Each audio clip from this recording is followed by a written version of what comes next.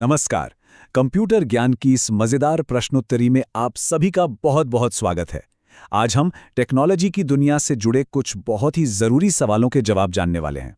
तो चलिए अपने ज्ञान को परखते हैं। जय श्री राम। और हाँ, आगे बढ़ने से पहले एक जरूरी बात। अगर टेक्नोलॉजी से जुड़ी ऐसी दिलचस्प जानकारी अच्छी लगती है तो हमारे चैनल को अभी सब्सक्राइब कर लीजिए ताकि कोई भी अपडेट मिस ना हो। तो चलिए शुरू करते हैं अपने पहले सवाल से। ये है प्रश्न संख्या 6। सवाल है, विभिन्न नेटवर्क्स को जोड़ने वाले नेटवर्क को क्या कहते हैं? इस पर जरा सोचिए। इसके विकल्प हैं ए इंटरनेट, बी इंट्रानेट, सी आरपानेट, डी कम्युनिकेशन या फिर ई इनमें से कोई नहीं। क्या लगता है कौन सा जवाब सही होगा? और सही जवाब है ऑप्शन ए, इंटरनेट। जी हाँ, इंटरनेट को नेटवर्कों का नेटवर्क भी कहते हैं। ये एक ग्लोबल हाईवे जैसा है जो दुनिया के सारे कंप्यूटर्स को आपस में जोड़ता है। और हाँ, जो ऑप्शन में आर्पानेट था ना, वो इंटरनेट का ही पुराना रूप था जिसे 1960s में अमेरिकी सेना ने बनाया था। देखा, एक ही सवाल में कितनी जानकारी छिपी है। बहुत बढ़िया। अब चलते हैं अगले सवाल की तरफ। ये ऑनलाइन शॉपिंग से जुड़ा है, तो ध्यान से सुनिएगा। ई कॉमर्स में ई का मतलब क्या होता है? क्या इसका मतलब ए इकोनॉमिक्स है, या बी इसेंशियल, सी इलेक्ट्रॉनिक या फिर डी एंटरटेनिंग? सही विकल्प क्या हो सकता है? और इसका सही जवाब है सी इलेक्ट्रॉनिक। ई कॉमर्स का पूरा नाम है इलेक्ट्रॉनिक कॉमर्स। मतलब सीधी सरल भाषा में कहें तो इंटरनेट पर कुछ भी खरीदना या बेचना। जब भी अमेज़ॉन से कुछ ऑर्डर करते हैं या स्विगी जोमेटो पर खाना मंगाते हैं, वो सब ई कॉमर्स का ही हिस्सा है। अगला सवाल थोड़ा टेक्निकल है, पर हमारी रोज की जिंदगी से बहुत गहराई से जुड़ा हुआ है। कंप्यूटर के जरिए पैसे भेजने की जो प्रक्रिया होती है, उसे क्या कहते हैं? आपके ऑप्शंस हैं ए ईएफटी, बी टीएफटी, सी ईसीटी या डी एफटीपी।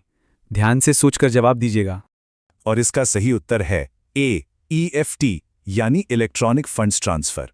देखिए, जब भी गूगल पे या फोन पे से पैसे भेजे जाते हैं या फिर बैंक के ऐप से एनईएफटी, आईएमपीएस होता है, वो सब ईएफटी के ही उदाहरण है। ये एक डिजिटल तरीका है जिससे पैसे एक अकाउंट से दूसरे अकाउंट में सुरक्षित तरीके से पहुंच जाते हैं। एक मिनट रुकिए। अगर ये सारी जानकारी काम की लग रही है और कुछ नया सीखने को मिल रहा है तो एक छोटा सा ब्रेक लेकर हमारे चैनल को सब्सक्राइब जरूर कर लीजिए। आपका एक एक सब्सक्रिप्शन हमारे लिए बहुत मायने रखता है। चलिए क्विज पर वापस आते हैं। हमारा चौथा सवाल पिछले सवालों से ही जुड़ा हुआ है। इनमें से किसकी मदद से इलेक्ट्रॉनिक तरीके से व्यापार किया जाता है? इसके ऑप्शंस हैं ए ईमेल, बी ई कॉमर्स, अरे ये नाम तो अब जाना पहचाना लग रहा होगा, सी कंप्यूटर गेम या डी सिस्टम सॉफ्टवेयर। और बिल्कुल सही, इसका जवाब है बी ई कॉमर्स। जैसा हमने अभी समझा था, ई कॉमर्स वो पूरी व्यवस्था है जिसमें इंटरनेट का इस्तेमाल करके बिजनेस चलाया जाता है। और ये सिर्फ सामान बेचने तक ही नहीं है, इसमें डिजिटल सर्विसेज, टिकट बुकिंग और भी बहुत कुछ शामिल हैं। और अब हम आ गए हैं इस क्विज के आखिरी और 5वें सवाल पर। यह सवाल ई कॉमर्स की बुनियाद के बारे में है। एक ग्राहक और एक व्यापारी के बीच ई कॉमर्स का माध्यम क्या है? मतलब वो कौन सी चीज है जो दोनों को ऑनलाइन जोड़ती है? क्या वो इंटरनेट है, बी टेलीफोन, सी पेजर या फिर डी टेलेक्स? अपना अंतिम जवाब सोच लीजिए। और इसका सही जवाब है ऑप्शन ए, इंटरनेट।